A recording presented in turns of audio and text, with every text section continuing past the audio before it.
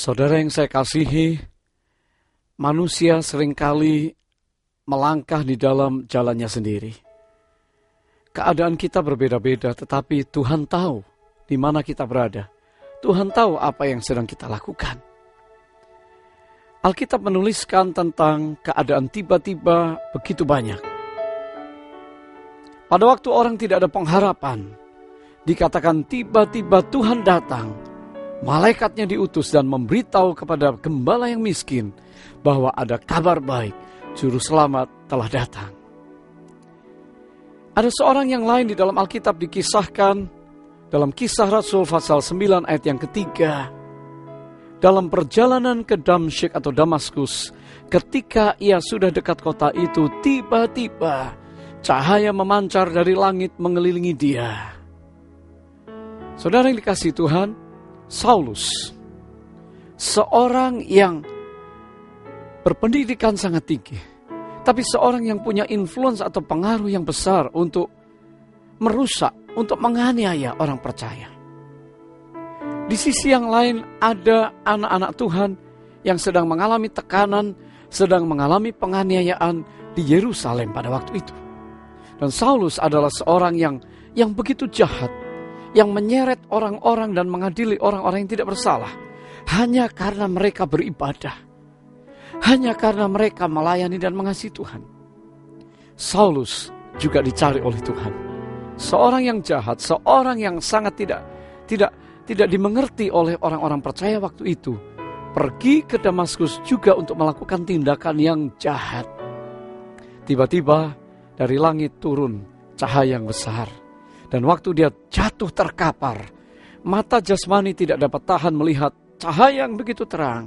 Dan dia berkata, "Siapakah engkau ya Tuhan?" Dan suara itu kan pasti berkata, "Saulus, Saulus, mengapa engkau menganiaya aku? Akulah Yesus yang kau aniaya." Saat itu juga Saulus tidak tahan untuk tidak mengaku Yesus yang dia aniaya. Karena terangnya datang dalam hati Saulus. 3 hari terkapar, 3 hari buta, 3 hari dia puasa. Dan seorang lain diutus oleh Tuhan untuk datang meletakkan tangan ke atas Saulus. Ananias datang meletakkan tangan. Saulus terbuka matanya. Saulus bertobat.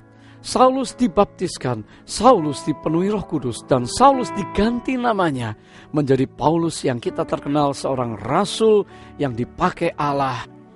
Saudara, dia mengenal kuasa kebangkitan Yesus melalui cahaya yang datang tiba-tiba. Saya tidak tahu keadaan saudara di rumah. Apakah engkau sedang tidak mengenal jalan Tuhan? Apakah engkau sedang melakukan perkara-perkara yang merupakan hal yang tidak disukai oleh Tuhan di dalam kegelapan? Apakah saudara sedang berjalan saat ini untuk melakukan sesuatu yang tidak benar? Tuhan mengasihi saudara. Ada orang-orang yang berdoa untuk saudara. Dan saya tahu doa itu tidak sia-sia.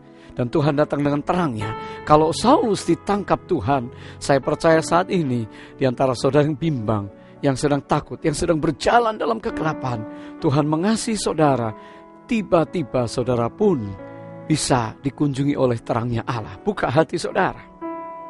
Saudara, perkara tiba-tiba yang lain firman Allah katakan pada waktu murid-murid Yesus 120 plus yang lain sedang menanti-nantikan turunnya Roh Kudus. Karena Yesus kembali ke surga dan dia berkata, kamu harus berkumpul menanti-nantikan dengan setia di kamar loteng, sebuah tempat di Yerusalem. Dan benar saudara, pada hari Pentakosta mereka ada di kamar loteng. Kisah Rasul 2 ayat 2 katakan, tiba-tiba turunlah dari langit suatu bunyi seperti tiupan angin keras yang memenuhi seluruh rumah di mana mereka duduk. Kisah selanjutnya katakan mereka penuh Roh Kudus. Mereka menerima kuasa Allah. Benar apa yang dikatakan oleh Yesus. Tetapi kamu akan menerima kuasa apabila Roh Kudus turun ke atas kamu. Dan kamu akan menjadi saksi bagiku dari Yerusalem sampai ke ujung-ujung dunia.